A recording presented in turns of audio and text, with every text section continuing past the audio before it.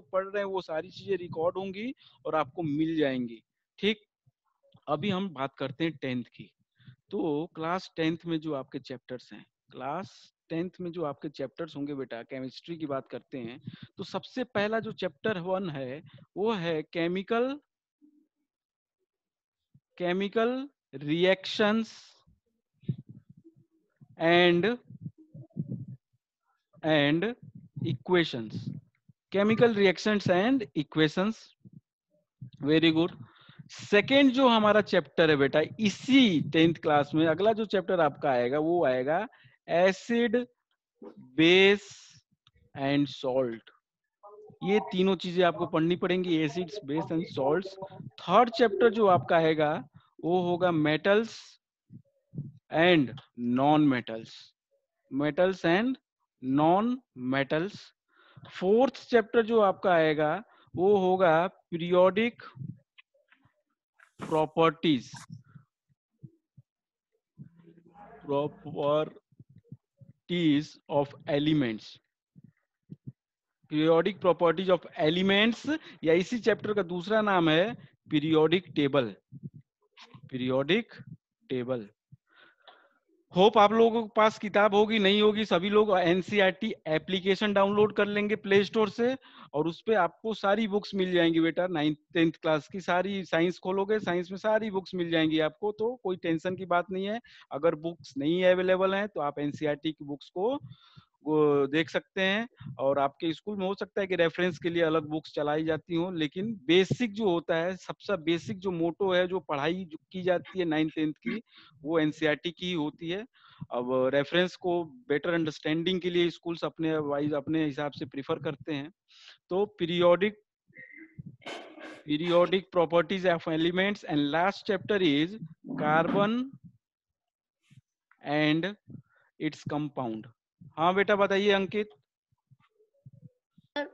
हाँ sir fourth chapter is carbon and it's अरे compounds. कोई दिक्कत नहीं है यार, तू ऐसे नहीं होता है। चैप्टर को चैप्टर के नाम से नहीं, चैप्टर को समझना है हमको, मतलब चैप्टर से नहीं है, नाम से नहीं है कि chapter 1, chapter 2, chapter 3, chapter 4, chapter 5। It is not like that. We have to understood only the concepts. Concepts को आप समझेंगे, कॉन्सेप्ट्स हमको पता होने चाहिए, कौन से चैप्टर में हमें क्या पढ़ना है ये हमको समझ में आना चाहिए बस। बाकी तो आप चैप्टर तो बदल भी सकता है, इधर उधर का हो सकता है। ठीक है, हम आज जो लेंगे वो लेंगे हम ये अपना फर्स्ट चैप्टर का डिटेल्स में समझेंगे। Chemical reactions and equations. ठीक है, यहाँ पे दो टर्म्स आ रहे हैं बेटा, एक टर्म है रिएक्शन और एक टर्म है इक्वेशन। इन दोनों को आपको बहुत डिटेल में समझने की जरूरत है। केमिकल तो अभी भूल जाओ, केमिकल तो भूल जाओ, रिएक्शन क्या होता है और इक्वेशन क्या होता है। ठीक है, मैथमेटिक्स पढ़ते होगे सभी लोग। इक्वेशन का मतलब हमेशा बीच में एक इक्वल टू का साइन आएगा, मतलब कोई ना कोई चीज होगी जो हमको बराबर करनी होगी। और यहाँ पे रिएक्शन का मतलब कि कोई ना कोई ऐसी चीज होगी रिएक्ट करेगी। ठीक है, तो कौन सी रिएक्शन हो रही है? Chemical reaction. तो आप लोग ने 9th क्लास में मैटर अराउंड अस या मैटर इन और सराउंडिंग में एक टॉपिक पढ़ा होगा जिसका नाम है physical change and chemical change.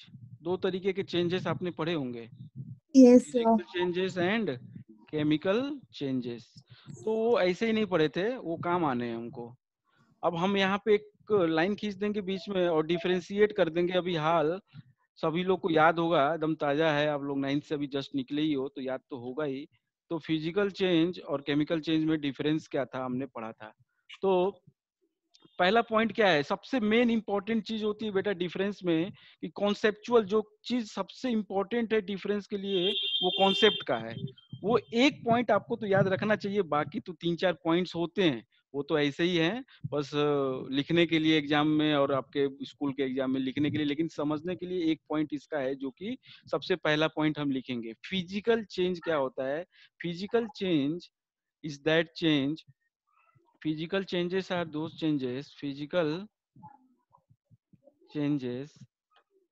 are those changes in which जिसमें क्या होता है, आपका केमिकल कंपोजिशन नहीं चेंज होता है। मतलब कि in which chemical composition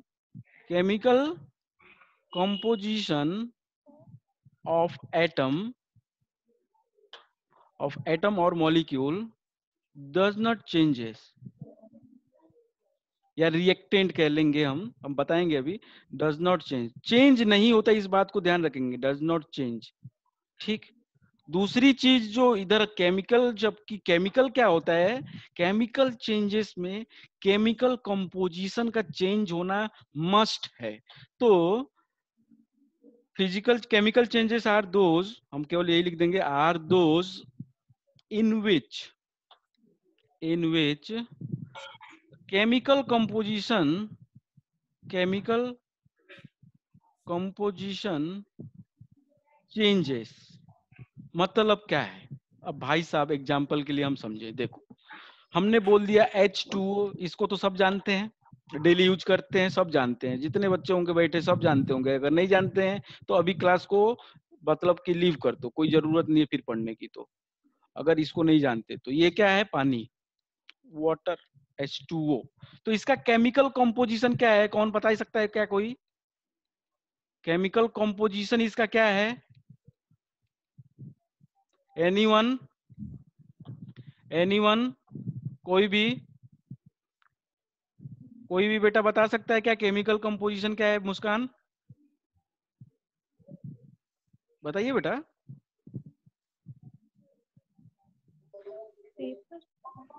chemical composition क्या है शगुन?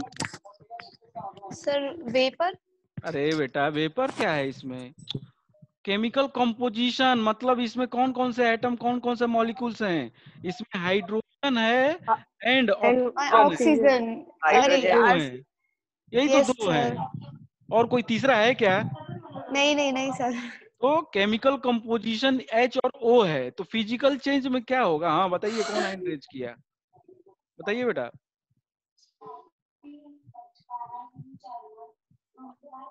बताइए क्या दिक्कत है, हैंड अरे रेज यार किया आपने? हाँ नहीं सर, वही बताना था। ठीक है, ठीक है। तो केमिकल कंपोजिशन का मतलब कौन कौन सा कंपोजिशन का मतलब क्या होता है, क्या क्या चीज है उसके अंदर, तो वही दिख रहा है। हमारी आंखें साथ दे रही है ना सबकी, सबकी आंखें सही हैं, सबको दिख रहा है H2O में H है और O है। तो बस H है और O है, हमको पता है कि H और O। ये बात अलग है कि H 2 है और O 1 है। होता क्या है कि फिजिकल चेंज में ये चीज चेंज नहीं होती है। देखेंगे कैसे, देखेंगे हम कैसे फिजिकल चेंज में यही चीज चेंज नहीं होगी। यही तो बात है, यही तो कॉन्सेप्ट समझना है हमको। फिजिकल में वही से हम कंटिन्यू कर रहे हैं बेटा। फिजिकल वाले में हम लिख रहे हैं H2O लिखा था हमने, वाटर, तो हम उसी में लिख रहे हैं आपका जो H2O था, इसका कंपोजिशन नहीं चेंज होगा। केमिकल कंपोजिशन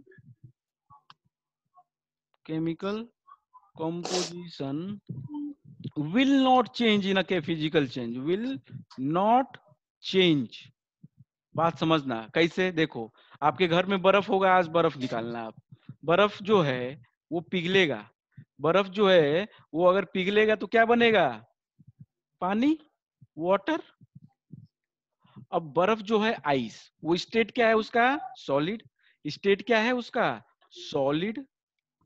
वाटर का स्टेट क्या है? लिक्विड। अब बेटा खासियत ये है कि सॉलिड का भी फॉर्मूला होता है H2O और वाटर का भी फॉर्मूला होता है H2O।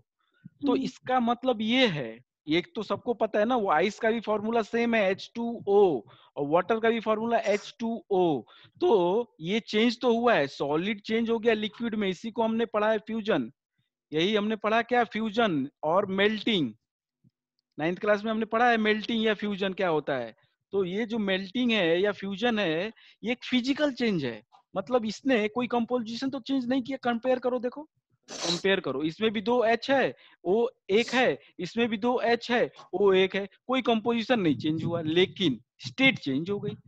स्टेट चेंज हो गई, कंपोजिशन चेंज नहीं हुआ, means it is a physical change. तो मेल्टिंग हो गया, ठीक है, कंडेंसेशन हो गया, कंडेंसेशन क्या होता है? कंडेंसेशन क्या होता है? वेपर जो है या गैस जो है वो लिक्विड बन जाती है। गैस जो है वो लिक्विड बन जाती है, ठीक है। वो भी क्या है? एक फिजिकल चेंज है। तो कई सारे एग्जांपल्स आपने क्वेश्चंस किए होंगे आपके, which of the following is physical change, which of the following is chemical change. लेकिन कॉन्सेप्ट को आप यहाँ पे पकड़ो। कॉन्सेप्ट ये कह रहा है कंपोजिशन नहीं चेंज होगा। अब देखेंगे केमिकल में, अब हम देखेंगे केमिकल चेंज में कंपोजिशन तो चेंज होना है भाई साहब, ऐसे नहीं चलेगा। यहाँ पे कंपोजिशन चेंज होना है, मतलब जैसे ये है, हम एक रिएक्शन लिख दिए H2O, ये टूट रहा है H2 में और O2 में। बात को समझना, बात को समझना भाई साहब। केमिकल कंपोजिशन तो चेंज हो गया। कैसे? इधर H2O था, इधर क्या था? H2O था, जिसका कंपोजिशन था H ऑक्सीजन का रेशियो लिखें तो 2 हाइड्रोजन और 1 ऑक्सीजन, 2:1 का।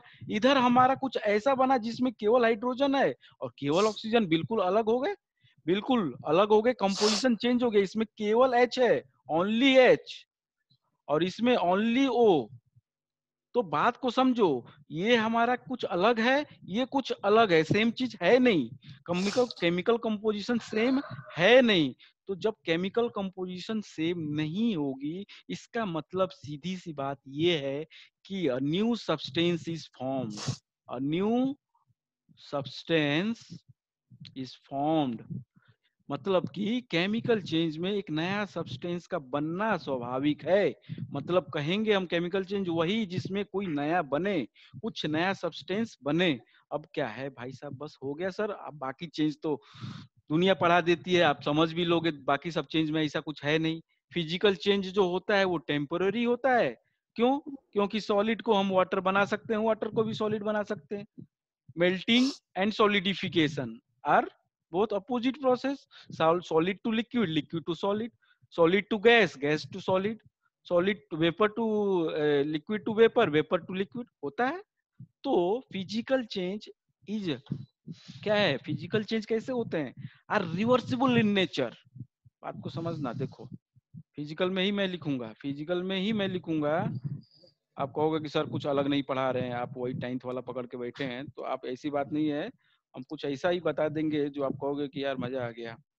तो क्या होगा कि फिजिकल जो चेंज है, फिजिकल जो मैं जितना बोर्ड पे काम कर रहा हूँ वो सारी चीजें आपको भेज दी जाएंगी, तो परेशान होने की जरूरत नहीं है। फिजिकल चेंज में क्या होता है? They are reversible in nature, reversible in nature. Reversible in nature का मतलब क्या होता है बेटा? जो आगे भी चले और पीछे भी चले। मतलब ए है, ए आगे भी जा रहा है, बी बन रहा है, और बी पीछे आके ए भी बन जा रहा है। तो आपने ये पढ़ा होगा, एक टेबल आपने पढ़ा होगा, सॉलिड लिक्विड गैस का inter conversion of states of matter आपने पढ़ा होगा। तो वहां पे फॉरवर्ड और बैकवर्ड दोनों चलता है। तो जो रिएक्शन आगे और पीछे दोनों तरफ चलती है उसी को हम कहते हैं रिवर्सिबल। और क्या होता है इसमें? इसमें क्या होता है कि ये जो भी फिजिकल चेंजेस होते हैं वो टेम्पोररी होते हैं, परमानेंट। ये नहीं कि एक बार हो गए तो अब नहीं बदलने वाले, ये टेम्पोररी चेंज होते हैं। टेम्पोररी का मतलब कि हमेशा के लिए नहीं। जबकि इधर क्या होता है? They are chemical change. Irreversible, irreversible in nature. मतलब वो बार बार चाहो कि हाँ उसी कंडीशन में, भाई होता है कभी कभी, लेकिन नॉर्मल कंडीशंस में केमिकल चेंज में चीज को हम फिर से बैकवर्ड डायरेक्शन में नहीं ले जा सकते। बात को समझो। जैसे मैंने जो रिएक्शन लिखी थी अभी, कौन सी? H2O टूट गया H2 में O2 में। तो ये नॉर्मल कंडीशन में इसको बैक नहीं कर सकते। हम कर सकते हैं, हम स्पेशल, अगर ये चैप्टर को कंटिन्यू आगे हम बताएंगे कब कर सकते हैं, लेकिन नॉर्मल कंडीशंस में हम इसको बैक डायरेक्शन में नहीं ले जा सकते। उसके बाद जो इसका पॉइंट है, दे आर परमानेंट। क्या होते हैं ये? They are permanent change. ये जो होंगे हमेशा के लिए हो जाते हैं, परमानेंट चेंज। ठीक। अब क्या है सर? फिजिकल चेंज समझ गए, केमिकल चेंज पता था, मतलब पता तो था, लेकिन हमको मेन पॉइंट जो मैंने समझाना चाहता था वो ये था कि यहाँ पे केमिकल कंपोजिशन चेंज होगी केमिकल चेंज में, फिजिकल चेंज में कोई केमिकल कंपोजिशन चेंज नहीं होती थी। अब आप क्या करोगे, हमको केवल क्या पढ़ना है, हमें अब जो पढ़ना है केवल केमिकल चेंज पढ़ना है, केमिकल रिएक्शन। ठीक है भाई साहब, इस चैप्टर में हमारा ये जो पहला टॉपिक है केमिकल रिएक्शन। क्या होती है केमिकल रिएक्शंस? केमिकल रिएक्शंस जैसे आप एग्जांपल लेंगे, एग्जांपल से समझेंगे। ठीक है, पहला एग्जांपल मिल्क है, आपकी किताब में भी पहला एग्जांपल यही दिया होगा। Milk is kept at room temperature for several hours, कई घंटों के लिए इन समर में आपने गर्मियों में क्या किया, मिल्क को रख दिया। और अगला क्या है, आयरन रॉड या पेन, आयरन का pen is kept in open humid atmosphere. ऐसे एटमॉस्फेयर में, ह्यूमिड एटमॉस्फेयर मतलब क्या होता है बेटा, ह्यूमिडिटी का मतलब क्या होता है, नमी।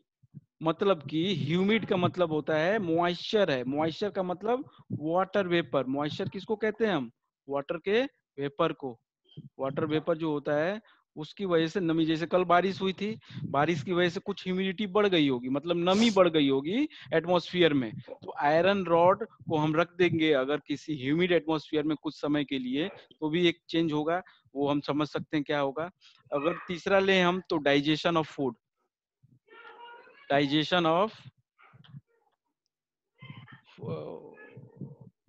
डाइजेशन ऑफ फूड, खाने का जो पाचन की क्रिया है वो डाइजेशन जो है। उसके अलावा cooking of, fermentation of grape. हाँ कुकिंग ऑफ फूड भी होगा। फिर फर्मेंटेशन विल, किसी ने बोला, बहुत अच्छी बात है, बोलते हैं आप लोग, फर्मेंटेशन ऑफ ग्रेप। ग्रेप्स। क्या बनाते हैं इसको, क्या बनाते हैं? वाइन। वाह वाइन। वाह वाह वाह वाह, वाइन बनाते हैं। फर्मेंटेशन मतलब सड़ाना, अंग्रेजी का वर्ड है फर्मेंटेशन, लेकिन उसका मतलब है सड़ाना। ग्रेप्स को जब सड़ा देते हैं तो वाइन बनता है। इसके अलावा और क्या, और कौन सी चीज हो सकती है? रेस्पिरेशन। रेस्पिरेशन, सांस लेना। सांस लेना जो रेस्पिरेशन जो होता है, ये भी एक केमिकल रिएक्शन है। तो बात को समझो जरा। मिल्क अगर आप क्या करोगे, कुछ देर के लिए, अगर आप, गर्मी अभी चल रही है, अगर मम्मी को बोल देना आज की रात में दूध को बिना गर्म किए ऐसे ही रख देंगे, सुबह उठना तुम जरा देखना क्या होगा, क्या होगा सुबह, भयंकर स्मेल लोहे। आएगी। उसका केमिकल कंपोजिशन चेंज हो चुका है। ठीक है, वो मतलब कुछ सॉलिड बन गया होगा। सॉलिड मतलब स्टेट तो चेंज हुआ होगा, मतलब कि लिक्विड जो है कुछ जम गया होगा उसमें, और स्मेल अजीब सी आ रही होगी। उसमें कुछ ना कुछ केमिकल कंपोजिशन चेंज हो गया है। दूसरी चीज जो हमने देखा वो क्या है, आयरन का पेन जो हमने रखा। आयरन का पेन, अगर हम आयरन का लोहे का रॉड अगर रख दें हम, या पेन रख दें, ठीक है, कुछ देर के लिए, कुछ देर का मतलब कि लंबे टाइम के लिए, मतलब कि 1-2 महीना 6 महीना, ऐसा नहीं है कि केमिकल चेंज बहुत इंपॉर्टेंट चीज होती है। Chemical change very slow process, very slow process. ऐसा नहीं कि अभी किया तुरंत हो गया, टाइम लेती है, टाइम टेकिंग प्रोसेस होती है। जितने भी केमिकल प्रोसेस होती हैं, that is time taking process, very slow process. तो अगर आयरन के लोहे को रोकते, ये तो सबसे स्लो होता है। 2-3 महीने के बाद उसके ऊपर तो आपको जंग दिखेगी, रस्टिंग दिखेगी, तो वो भी एक केमिकल चेंज हुआ है, केमिकल रिएक्शन हुआ है उसमें। डाइजेशन जो होता है ये थोड़ा उतना स्लो नहीं होता है कि खाना आज खाया और 6 महीने लग गए पचने में उसको, ऐसा नहीं है। ठीक है, पचने में आपको 5-6 घंटे 7 घंटे लगते हैं, पच जाता है खाना। तो digestion is also an chemical change. उसके लिए अब एसिड होता है, HCl, पेट के अंदर गैस्ट्रिक जूस, ये सारी चीजें आपने पढ़ी होंगी, वो बनती है, उसकी वजह से जल्दी पचता है। और पचने का कार्यक्रम मुंह से शुरू होता है और बहुत लास्ट तक जाता है, तो उसका प्रोसेस भी बहुत लंबा है। ऐसा नहीं है कि बहुत एक सिंगल स्टेप प्रोसेस है, नहीं। तो cooking cooking of food is also a chemical reaction होती है। ठीक है, और फर्मेंटेशन ऑफ ग्रेप्स, ये भी सड़ाना, और रेस्पिरेशन, ये सारी चीजें केमिकल चेंज या केमिकल रिएक्शंस होती हैं। तो अब हम समझेंगे कि सर केमिकल रिएक्शन जब से बोलते जा रहे हैं, अब होता क्या है। ठीक है, अब रिएक्शन एक लिखेंगे बेटा हम, एक रिएक्शन हम लिखेंगे जिसमें हम लिखेंगे A plus B gives C plus D. भाई साहब कोई इसको अदरवाइज नहीं लेगा, ठीक है। इसको हमने बस कहने के लिए A B C D बोला है, इसकी जगह पे कुछ भी हो सकता है, इसकी जगह पे कुछ भी हो सकता है। हमको इस चीज को रिएक्शन बोलना है। अपन को हमेशा यहाँ पे खड़ा होना है, हमेशा, ठीक। आपका इधर जो है वो लेफ्ट हैंड साइड है और आपका इधर जो है वो राइट हैंड साइड है। जो आपका लेफ्ट हैंड साइड होगा उसको हम कहते हैं रिएक्टेंट। मतलब टोटल एक भी चीज हो सकती है, दो भी हो सकती है, तीन भी हो सकती है, कितनी भी हो सकती है, उस टोटल को मिला के हम कहेंगे रिएक्टेंट्स। Very good. और राइट साइड में जो भी चीज होगी उसको हम मिला के क्या बोलेंगे? प्रोडक्ट्स। उसको हम बोलेंगे प्रोडक्ट्स। एक भी हो सकता है, दो भी हो सकता है, तीन भी हो सकता है, इट डिपेंड्स कि रिएक्शन कौन सी है। लेकिन जितनी लेफ्ट पे है उसको रिएक्टेंट, जितनी राइट पे है उसको प्रोडक्ट। अब भाई साहब ये आदमी कौन है पता है? ये आदमी है मिस्टर चंपूलाल, इनका नाम है कौन? डाल्टन। इन्होंने ये बोला कि भाई साहब एक लॉ देता हूं मैं, जिसको हम कहते हैं, डाल्टन और लेवोजियर दोनों ने साथ में काम किया था। लेवोजियर कौन है, कोई बता सकता क्या? लेवोजियर का नाम सुना है किसी ने? एंटोनी लेवोजियर। Yes sir. कौन है? लॉ ऑफ कंजर्वेशन ऑफ मास। हाँ, लेकिन कौन है ये? मतलब क्या कहा जाता है इन्हें?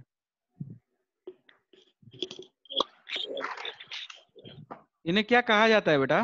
Father of chemistry. Very good. इन्हें कहा जाता है फादर ऑफ केमिस्ट्री। ये केमिस्ट्री के फादर कहे जाते हैं एंटोनी लेवोजियर। ये इनको हम कहते हैं फादर ऑफ। अब जो सब्जेक्ट पढ़ रहे हैं उसके पिताजी को तो जानना ही चाहिए, तो अगर नहीं जानते तो आज जान जाओ। Father of chemistry Antoine Lavoisier. इन्होंने एक लॉ दिया था, law of conservation of mass. तो आपने पढ़ा है 9th क्लास में, ऐसा नहीं है नहीं पढ़ा है, पढ़ा है आपने। लॉ ऑफ कंजर्वेशन ऑफ मास क्या कहता है? मास can neither be created nor be destroyed. Destroyed.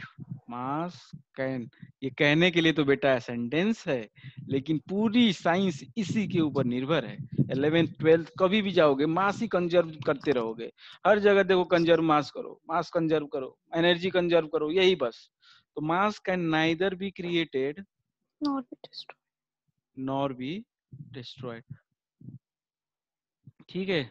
तो हम कई चीजें ऐसे बोल जाते हैं बीच बीच में जो आप ध्यान नहीं देते हो लेकिन इंपॉर्टेंट होती है। जैसे हमने बोला कि आपको बार बार करना पड़ेगा मास कंजर्व, बार बार करना पड़ेगा एनर्जी कंजर्व। एक लॉ दूसरा भी है, law of conservation of energy, जिसके थ्रू आपने मोशन में काम किया होगा, आपने वो किया होगा, काइनेटिक एनर्जी, पोटेंशियल एनर्जी, इसका सब डेरिवेशन किया होगा आपने।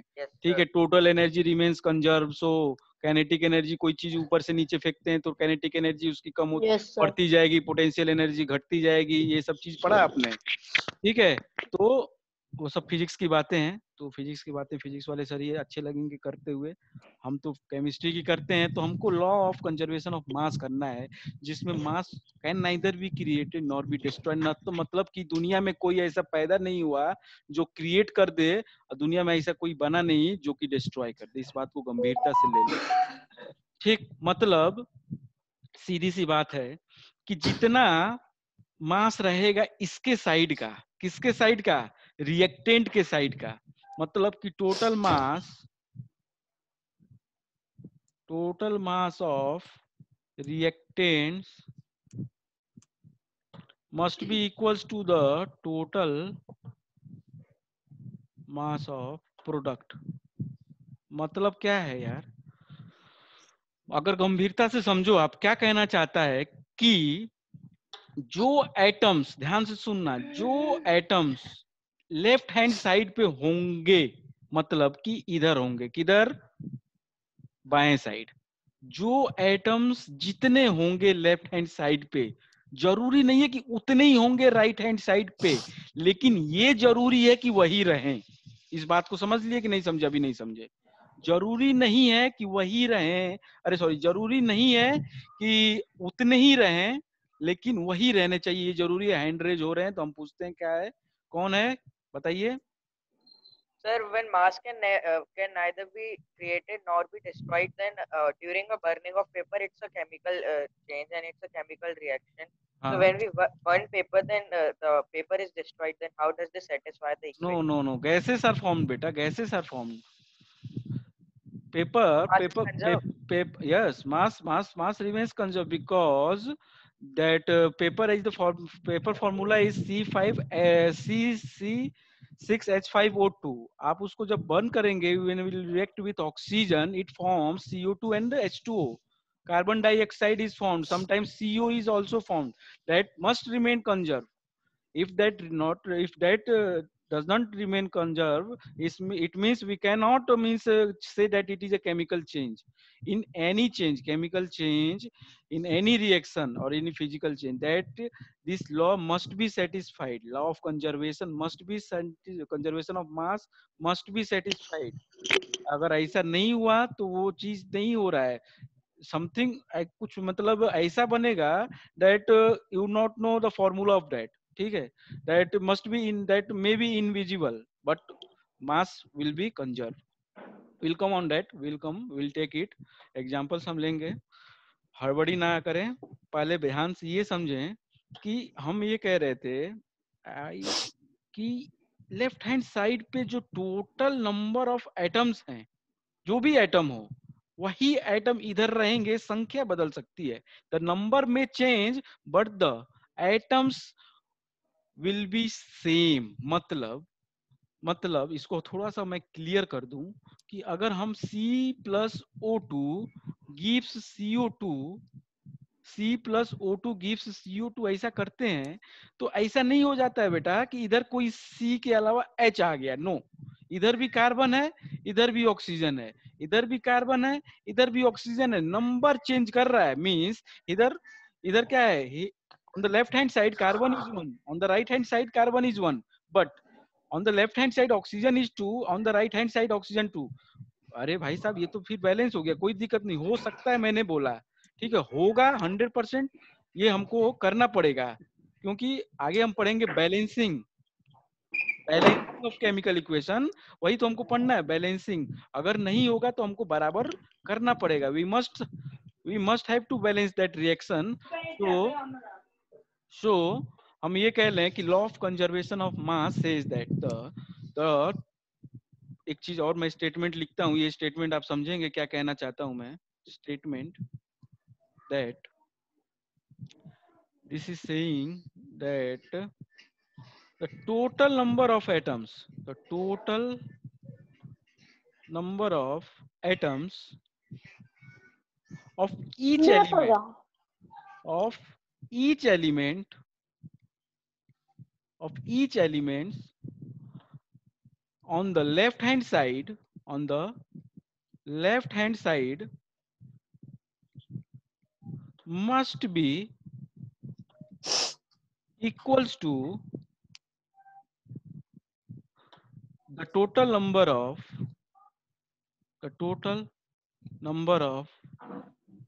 atoms of that element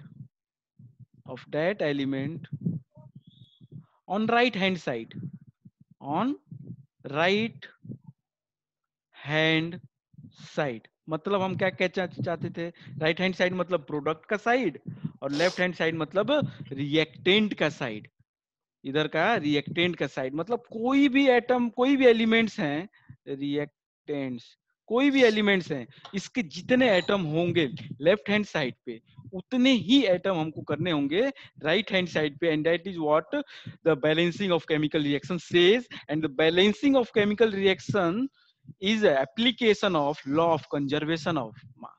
From here only we get that the how the chemical reaction can be balanced. तो ये लॉ हमको यही समझाता है, इस बात को समझें कि total number of atoms, atom का एटॉमिक वेट हमने पढ़ा है 9th क्लास में. What does the atoms means atomic weight says, relative atomic mass हमने पढ़ा होगा.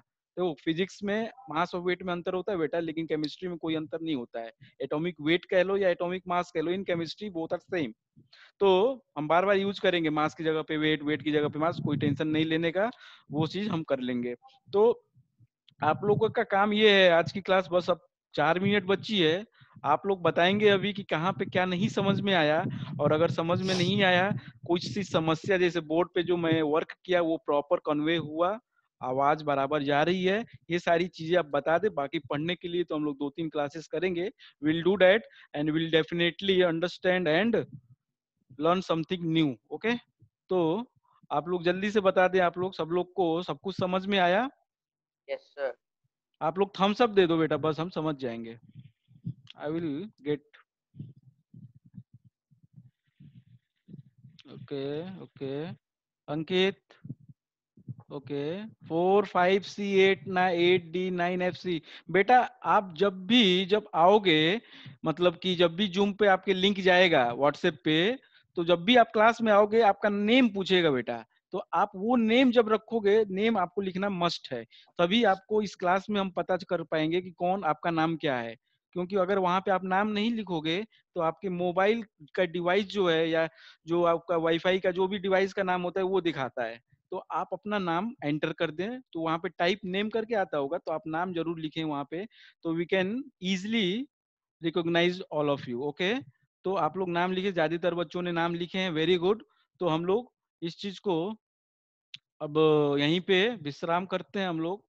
Will stop here only, but after 5-10 minutes will start physics class. 6:15 बजे physics class की होगी, आप स्टार्ट की जाएगी. और आज का जो भी लेक्चर हुआ है ये हम आपको रिकॉर्डेड है, will send it, and all the board work will be also be send on the groups. So कोई टेंशन लेने की बात नहीं है, बस आपको ये करना होगा बेटा.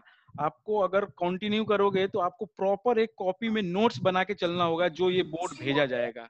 जो भी ये बोर्ड हम भेजेंगे, that is for preparing of notes for you all. Okay, तो इस टाइम में इससे बढ़िया सुविधा बेटा आपको कोई और झांसी में हमें नहीं लगता है कोई और दे सकता है. इसी क्लासेस मतलब with white board and with writing, no मतलब क्लासेस आपको तो ऐसा लगता है कि रिकॉर्डिंग वगैरह दे सकते हैं, लेकिन ऐसी क्लासेस विल ट्राई इट, मतलब कि हम लोग और अच्छी करें इसे. लेकिन आप लोग इसमें कंटिन्यू करेंगे जब 2-3 दिन, तो भी आपको फायदा कुछ दिखेगा. then only you will understand that we have learned something. Okay, so thank you to all of you. If anyone is chatting, ऋषि. हाँ बेटा बताओ ऋषि, आप कुछ बात है क्या? बताइए ऋषि बेटा. Nothing, sir. Nothing, sir. Okay, no problem. तो आप लोग